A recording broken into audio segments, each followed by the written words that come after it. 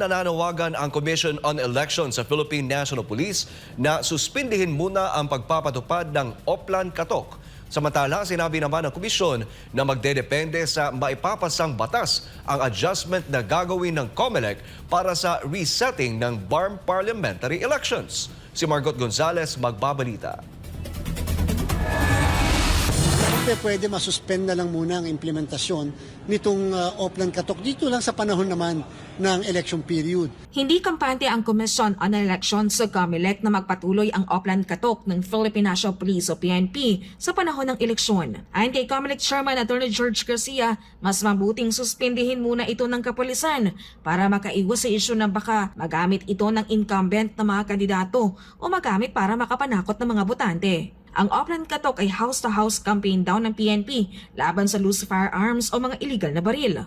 Alam naman po natin yung isa pong gamit o armas na nasa bahay, hindi naman din mailalabas yun kasi nga meron po tayong gun, hindi kahit pa may lisensya. So what's the use of going dun sa bahay kung ang pakay ay isang lisensyadong baril? Di ba kung ang pakay ay lisensyadong baril, hindi rin naman malalabas and therefore wala pong basis para katukin yung mismong bahay. Kung ang purpose naman natin ay yung mga baril na illegal and therefore kaya natin kinakatok, siguro naman po kahit na illegal yung baril, sa panahon naman na period na to pwede naman natin ipagpaliban muna o di mga ngatok na lang ulit tayo pagkatapos po ng election period. Aminado ang komisyon na hindi pa nakikipag-usap sa kanila ang PNP hinggil sa naturang operasyon. Giit ni Garcia, dahil isang deputized agency ng COMELEC ang PNP, marapat lang na makakonsulta ang komisyon sa ganitong mga kritikal na programa para matiyak ang mapayapang halalan. Para po kasing ang relationship ngayon ay magiging principal at agent. The act of the agent is the act of the principal. And therefore, the principal must ensure na yung ahente niya ay kikilos base sa instruction lang niya. Pag sinabi namin kulay ganito, dapat kulay ganon. Pag sinabi namin dapat black, dapat ganon. Samantala, maraming gagawing adjustment ng COMELEC kung sakalit tuluyang ipagpapaliban ang BARM parliamentary elections sa Mayo 12 kasabay ng national at local elections. Ang panukalang batas ay lusot na sa Kamara habang pasado na ito sa ikalawang pagbasa ng Senado. Sa bersyon ng Senado, ire-reset ang BARM elections sa Oktubre ng kasalukuyang taon. Ayon sa COMELEC chief, magdedepende ang kanilang preparasyon at adjustment para dito sa maipapasang batas.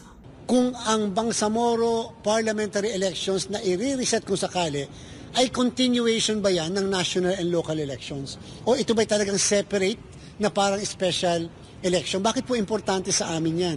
Kasi po sa napakaiksing panahon, kapag po separate siya, magkoconduct po kami ng procurement. Separate procurement po yon. Kahit yung list ng machines, kahit po yung pagbili ng mga ilang election paraphernalia, and therefore, inaabot po kasi na mahigit 2 buwan ang procurement process. So baka po wala na kaming panahon kung sakaling ganun ang mangyari.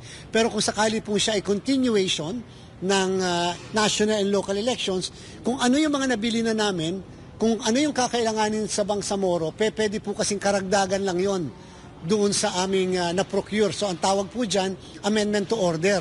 So hindi na po tayo magsisimula muli ng procurement. Kaya po ganun ka-importante, ganun kahalaga kung ano po ang nakalagay na provision sa batas. Una na rin ipinag-utos ng komisyon na wala munang i-imprentang balota para sa BARM elections dahil maaring sa maipapasang batas ay kailangang baguhin ang paghain ng kandidatura. Matatandaan ang panukalang i-reset ang BARM elections ay kasunod ang desisyon ng Korte Suprema na ihiwalay ang SULU bilang bahagi ng BARM.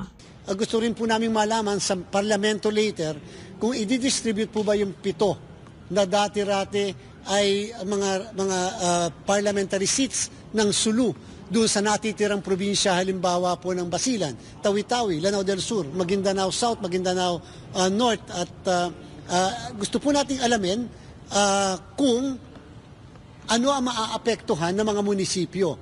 Pag po kasi nag-reapportion na tinatawag o redistribute, kinakailangan po kasi mag-alter ng mga munisipyo, ng mga kung saan sila isasama na parliamentary district. Nilinaw naman ng COMELEC tuloy ang regular na eleksyon sa BARM sa Mayo 12. Ibig sabihin sa mga kababayan po natin sa Bangsamoro, mayroon po kayong halalan ngayong Mayo 12 mula senador hanggang sangguniang bayan o sangguniang panlunsod dyan po sa inyo. Ang wala lang po kung sakali ay ang Bangsamoro parliamentary elections.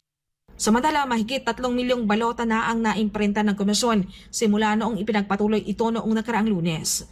Maging ang mga balota para sa local candidates ay sinimulan na ring iimprinta ng poll body. Gayon din ang mga balotang gagamitin sa overseas voting at local absentee voting.